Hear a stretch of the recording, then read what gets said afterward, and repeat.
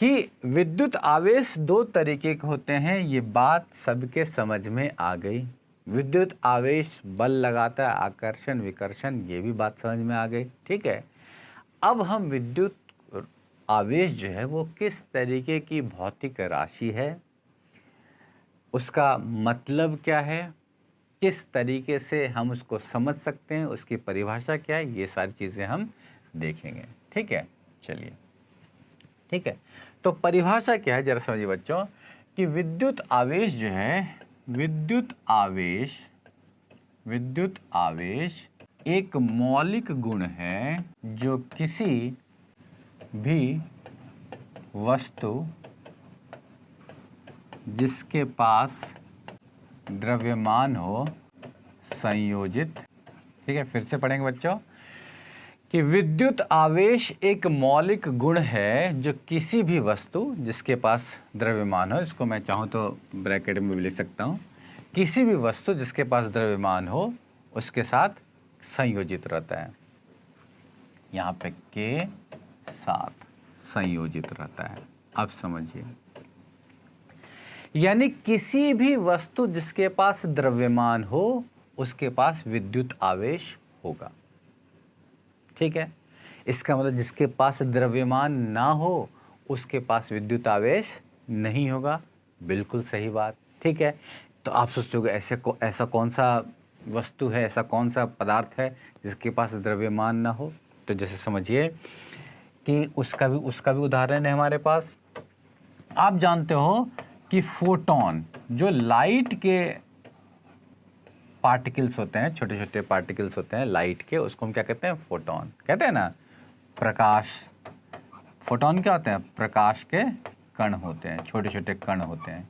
ठीक है, ये जो फोटोन है ये द्रव्यमानहीन होता है, यानी इसके पास कोई द्रव्यमान नहीं होता है।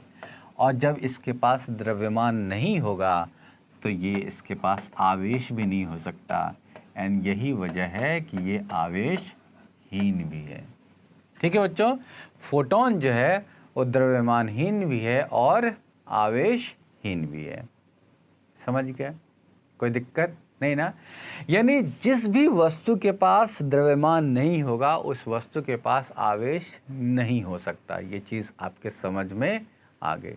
ठीक है, अब एक चीज़ समझिए, तो आवेशहीन होना और आवेश का ना और उदासीन होना, ये दो अलग अलग बातें हैं। समझिएगा जरा। आवेश एक तरफ हो गया आवेशहीन,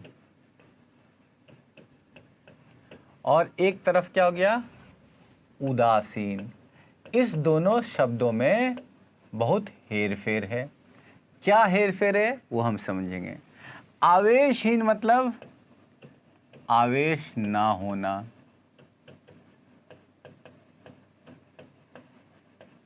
ठीक है। उदासीन मतलब बच्चों, उदासीन मतलब बताइए, उदासीन मतलब आवेश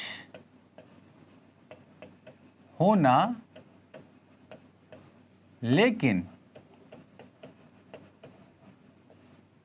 लेकिन आवेश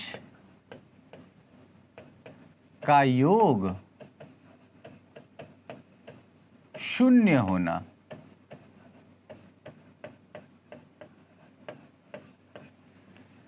आवेश होना लेकिन आवेश का योग शून्य होना। जैसे समझिए, जैसे हो सकता है कि आपके बैंक के खाते में 0 रुपए हों, ठीक है, तो आपसे कोई ऐसा भी हो सकता है, कोई आदमी से पूछे कि लगता है कमाता नहीं है, हो सकता है, ठीक है।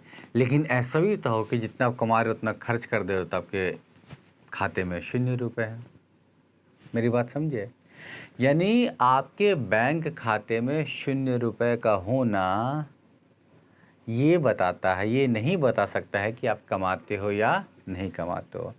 0 रुपए तब भी हो सकते हैं जब आप कमा के खर्च कर दे रहे हो, और 0 रुपए तब भी हो सकते हैं जब आप कमा ही नहीं रहे हो।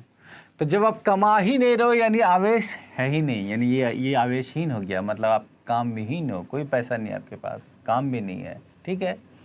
लेकिन कमा रहे हो, जितना कमा रहे हो उतना खर्च कर दे रहे हो, तो क्या हो गया, आपके अकाउंट में खर्चा और आमदनी बराबर, तो एक पैसे कितने, शून्य। तो वो कुछ उदासीन वाली बात वहाँ हो गई, ये हो गई।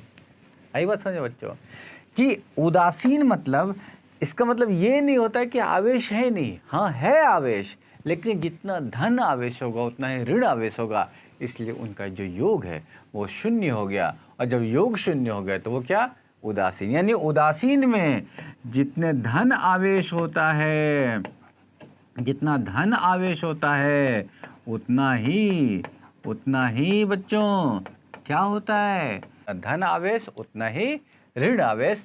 तो ऐसे पदार्थ को हम उदासीन कहते हैं। आई बात समझे बच्चों, ऐसे पदार्थ को हम क्या कहते हैं, उदासीन कहते हैं। ठीक है, अब हम समझेंगे कि ये जो मैंने कहा कि धन आवेश और ऋण आवेश ऐसे करके हैं, तो ये धन आवेश और ऋण आवेश किस तरीके से हम उनका नामांकन करते हैं या ऐसे